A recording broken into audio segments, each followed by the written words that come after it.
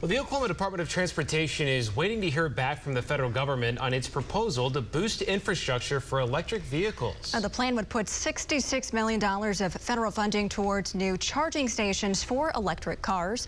News on 6's Grant Stevens explains. Grant? Jonathan Shannon, it's a huge step forward for the state's electric vehicle future, but it's also part of a federal drive to get more electric cars on the road. The dreaded low fuel warning.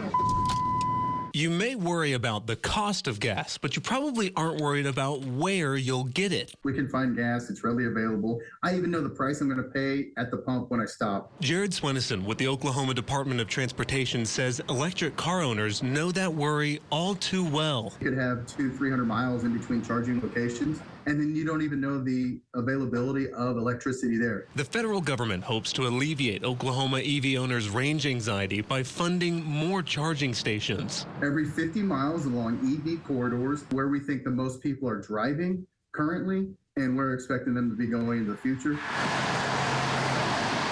Each state submits a plan on how they do that before getting the federal funding. Oklahoma is slated to get $66 million over 5 years. ODOT plans on partnering with private businesses already established along electric vehicle corridors. Each business chooses how it would build the stations, with the state passing along federal funding to cover most of the cost. We'll allow them to bring a plan to us. We'll provide 80% of the funding. Leftover money will go towards building charging stations in communities that are outside the EV corridors.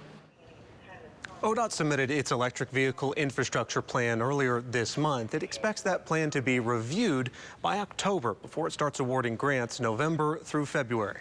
Grant Stevens, Oklahoma's own News on 6.